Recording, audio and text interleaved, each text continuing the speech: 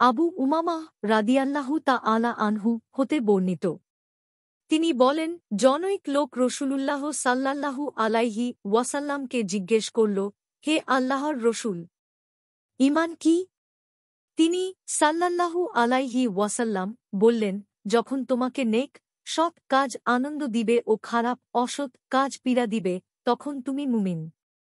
আবার সে লোকটি জিজ্ঞেস করল, হে আল্লাহর রসূল, খারাপ অসৎ কাজ কি?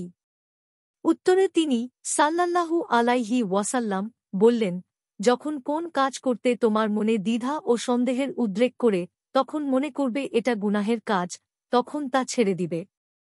আমাদ ২১,৬৬২, সহিহুত তারগিব ১,৭৩৯, মিশকাতুল মাশাবিহ ৪৫।